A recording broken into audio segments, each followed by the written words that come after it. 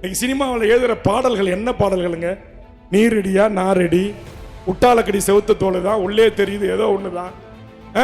கட்டில்கள் எதுக்கு, கற்பூரங்கள் எதுக்கு, சாமிக்கு தான். கட்டில்கள் எதுக்கு, சாதிக்கத்தான். இப்படியெல்லாம் பாட்டு எழுதி தமிழ்நாட்டுடைய பண்பாட்டை, கலையை, கலாச்சாரத்தை, நாகரிகத்தை ஒருவனுக்கு ஒருத்தி என்கிற என் தமிழ் முறையை அடித்து நொறுக்குகிற தமிழ்நாட்டில் இருக்கிற 186 அரசியல் கட்சிகளை கூட நான் சொல்வேன், அவரவர்கள் ஏதோ அவர் சார்ந்த சாதிக்கோ, அவர் சார்ந்த மதத்திற்கோ, அவர் சார்ந்த அரசியல் இயக்கத்திற்கோ உண்மையும் நேர்மையாக இந்த மண்ணுக்காக, மக்களுக்காக போராடி 4 நாள் ஜெயிலுக்கு போயிருப்பான், 2 வழக்கு வாங்கியிருப்பான், 2 சந்திச்சிருப்பான், 2 இடத்த கொடி பிடிச்சிருப்பான், 2 ஊர்ல சாலை மறியல் போன்னு போலீஸ்காரங்கிட்ட உத வாங்கியிருப்பான், லட்டி வாங்கியிருப்பான், கண்டிஷன் மேல கையெழுத்து போட்டிருப்பான் கன்னியாகுமரியில் போய். ஏன்னா நான் போட்டேன் கன்னியாகுமரியில். ஆனா எதையுமே செய்யாம 40 வருஷம் சினிமாவில் நடிச்சு பல 100 கோடிகளை சம்பாரிச்சு வாழ்க்கையில் எல்லா விதத்திலும் செட்டில் ஆயிட்டு இன்னைக்கு என் தமிழ் இளைஞர் கூட்டம், மாணவர் கூட்டம், என் தாய்மார்களின் கூட்டம் ஒரு சினிமா மோகத்தால் கட்டுண்டு கிடக்கிறார்கள் என்பதற்காக, தனக்கு ஒரு பெரிய செல்வாக்கு இருக்கிறது என்பதற்காக நேர பஞ்சாயத்து போர்டு பிரசிடண்டா நிற்க மாட்டேன், கவுன்சிலர் தேர்வுக்கெல்லாம் நாங்கள் நிற்க மாட்டோம், உள்ளூராட்சி தேர்தலாம் சந்திக்க மாட்டோம், நகரமன்றம் மேயர்லாம் எங்களுக்கு வேண்டாம், எம்எல்ஏ பதவி, எம்பி பதவியெல்லாம் வேண்டாம், நேராக சேஞ்சாச்சு கோட்டையில் தான் எங்கள் வண்டி போய் நிற்கும் அப்படின்னு சொன்னா இது நியாயமா? இதுவா ஜனநாயகம்? துறையிலே அரசியலுக்கு வர நினைத்த, அது ரஜினியாக இருந்தாலும் கூட வர நினைத்த உங்களுடைய அரசியல் வாழ்வு என்ன? இந்த மக்களுக்கான போராட்டங்கள் என்ன? நான் கேட்கிறேன் ஐயா, நல்ல கண்ணு செய்யாத தியாகமா? சுதந்திர இந்தியாவின் விடுதலைக்காக 10 ஆண்டு காலம் சிறையில் இருந்தான். வெள்ளைக்காரன் ஒவ்வொரு மீசை முடியாக புடுங்கி புடுங்கி விடுதலை போராட்டத்தில் பங்கெடுக்க மாட்டேன், மன்னிப்பு கடிதம் எழுதி தாருங்கள் என்று சொன்னேன். நான் சாவர்கர் பரம்பரை அல்ல, மன்னிப்பு கடிதம் எழுத மாட்டேன் என்று சொன்ன மகத்தான தலைவன் எங்கள் ஐயா நல்ல கண்ணு. சங்கர ஐயாக்கள், எங்கள் தமிழ் தேசிய தந்தை ஐயா பழ நெடுமாறன் போன்றவர்கள், இன்னும் இந்த தமிழ்நாட்டில் எத்தனை தலைவர்கள், அப்பழுக்கற்ற ஆளுமைகள். ஏன் இதே சேலம் மாவட்டத்தில் ஒரு சின்ன அமைப்பாக இருந்தாலும் வைத்துக் கொண்டு தமிழர் தேசிய தளத்தில் பணி செய்கிற எங்கள் அண்ணன் கொளத்தூர் மணி போன்றவர்கள், எத்தனை சின்ன சின்ன இயக்கங்கள், அமைப்புகள் இந்த மண்ணுக்காக, மக்களுக்காக தேச விரோத சட்டங்களை சந்தித்திருக்கிறார்கள். ஒரு கம்யூனிஸ்ட் இயக்கவாதியாக இருந்து இங்க வந்து பேசிய அருமை சகோதரர் தோழர் சிதம்பரம் போன்றவர்கள், என்னை விட வயதில் மூத்தவர்கள், கேட்கிறேன் எத்தனை பேர் இந்த மண்ணுக்காக போராடி இருக்கிறார். இவர்களுக்கு கிடைக்காத அங்கீகாரம், இவருக்கு கிடைக்காத முக்கியத்துவம், இவர்களை கொண்டாட மறுக்கின்ற ஒரு தமிழ் இனமாக, ஒரு சினிமாவில் நடிப்பவனாக கட்டி பிடிச்சிட்டு டான்ஸ் ஆடுறது இங்க என் பெண் பத்திரிகையாளர்கள், பெண் தாய்மார்கள் இருக்கிறார்கள். இன்னைக்கு சினிமாவில் எழுதுகிற பாடல்கள் என்ன பாடல்களுங்க? நீ ரெடியா, நான் ரெடி, உட்டாலக்கடி செவுத்த தோல் தான், உள்ளே தெரியுது ஏதோ ஒன்று தான். கட்டில்கள் எதுக்கு, கற்பூரங்கள் எதுக்கு, சாமிக்கு தான். கட்டில்கள் எதுக்கு, சாதிக்கத்தான். இப்படியெல்லாம் பாட்டு எழுதி தமிழ்நாட்டுடைய பண்பாட்டை, கலையை, கலாச்சாரத்தை, நாகரிகத்தை ஒருவனுக்கு ஒருத்தி என்கிற என் தமிழ் முறையை அடித்து நொறுக்குகிற அந்த சினிமா, அது மீது தான் எனக்கு கோபம். தனிப்பட்ட எந்த நடிகர் மீது எனக்கு கோபம் அல்ல. எத்தனையோ நடிகர்கள் எனக்கு நண்பர்களாக இருக்கிறார்கள், எத்தனையோ நடிகைகளும் நான் அவர்களை பாராட்டி இருக்கிறேன். நான் எதற்காக இதையெல்லாம் பேசுகிறேன் என்றால், இந்த மண் எப்படிப்பட்ட மண், எப்படிப்பட்ட தலைவர்கள் வாழ்ந்த மண், எப்படிப்பட்ட அறிஞர்கள் தோன்றிய மண். வள்ளலார் வாடிய பயிரை கண்ட போதெல்லாம் வாடினேன் என்று சொன்ன வள்ளலார் பிறந்த மண்ணில் மண் சோறு சாப்பிட்றாயா? அவன் தலைவனுடைய படம் 100 நூல் ஆவணுங்கிறதுக்காக மண் சோறு சாப்பிட்றானே. ஒரு மனிதன் 6 அறிவுப்படுத்த உடை, நல்லா வெள்ளையும் சலையுமா சட்டை பேண்ட் போட்டுட்டு வரோம், எல்லாத்தையும் கைட்டு போட்டுட்டு அம்மனமா வேப்பிலையை கட்டிக்கிட்டு என் தலைவன் படம் 100 நாள் ஓடணும், அது என்ன ஜில்லூர் ஜூப்ளி கொண்டாடணும், வைர விழா கொண்டாடணும்ன்றானே.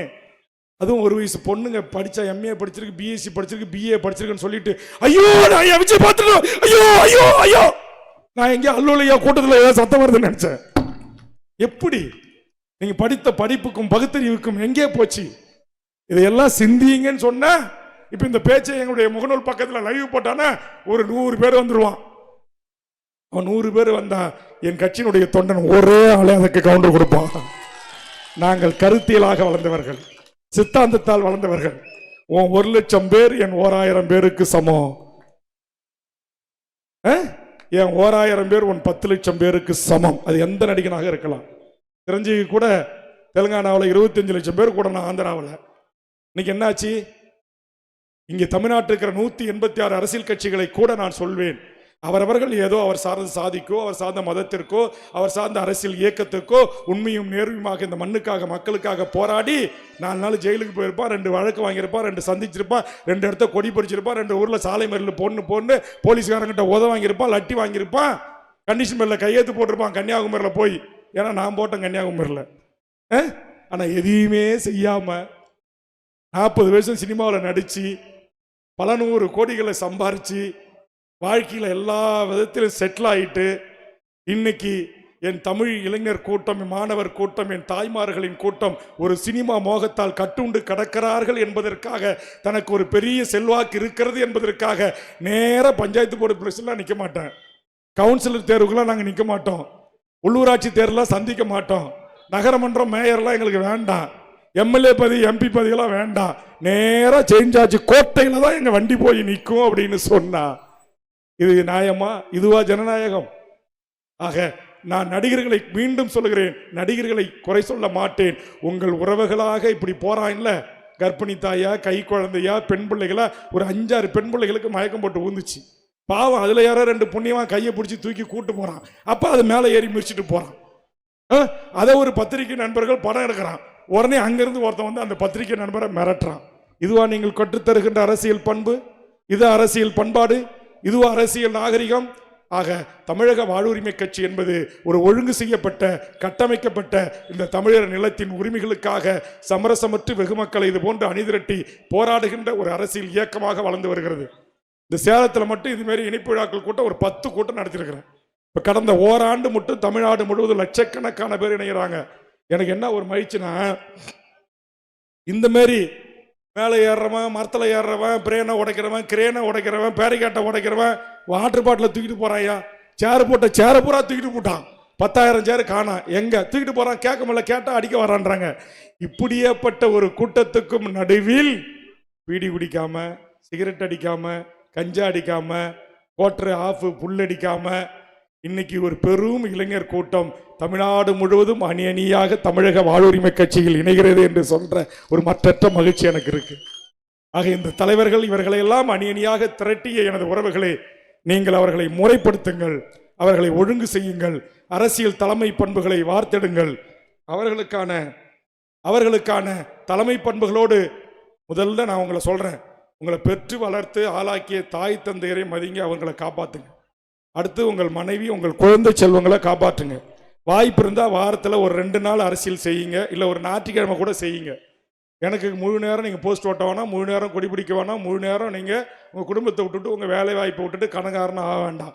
இந்த மாலை, இந்த பேனரு, இந்த பதாக, இந்த வெடி வெடிக்கிறது, ஆடம்பர செலவுகளை அனைத்தையும் தவிர்த்து ஏழை மாணவர் செல்வங்களுக்கு கல்விக்காக நோட்டு புத்தகம் வாங்கி கொடுங்க. அதை நான் கொடுக்குறேன். இங்கே பாருங்கள், எவ்வளோ பூ, எவ்வளோ பெரிய மாலை, வெடி வெடிக்கல, அதை ஒன்று தான் என் பேச்சு நீங்கள் கேட்டுறீங்க. சால்வோ போடல, மகிழ்ச்சி. காலில் உள்ள மகிழ்ச்சி. பொக்கை கொடுக்கல, மகிழ்ச்சி. இந்த 2 தப்பை மட்டும் புதியவர்கள் செய்தீங்க. அதுவும் சந்தோஷம் என்கிட்ட அனுமதி வாங்கிட்டு தான் மேலே வந்து போட்டார். இந்த ஒரு முறை போட்டுக்கிறேன்னா அடுத்த முறை போட மாட்டேன்னாரு. சந்தோஷம் இன்னைக்கு தினத்தந்தியில் மாலை மலரில் பக்கம் பக்கமாக விளம்பரம் கொடுத்துருக்கார். இது எல்லாம் பெரிய கட்சி, ஆண்ட கட்சி, ஆண்டு எல்லாத்தையும் கையில் வச்சிருக்கிறோம், செய்கிற வேலை. நீ உழைச்சி சம்பாதிக்கிற காசு வேண்டாம். 2 லட்சம்லாம் கொடுத்து எனக்கு நீ விளம்பரம் செய்யவே வேணாம். அந்த 2 லட்சத்தை கொடுத்து அந்த கட்சிக்காக கொடுபிடித்து கோஷம் போடுகின்ற ஒரு ஏழை என் கட்சி தோன்றனுடைய ஒரு மருத்துவ செலவுக்கு நான் அந்த பணத்தை கொடுத்து அவன் உயிரை காப்பாற்றுவேன்.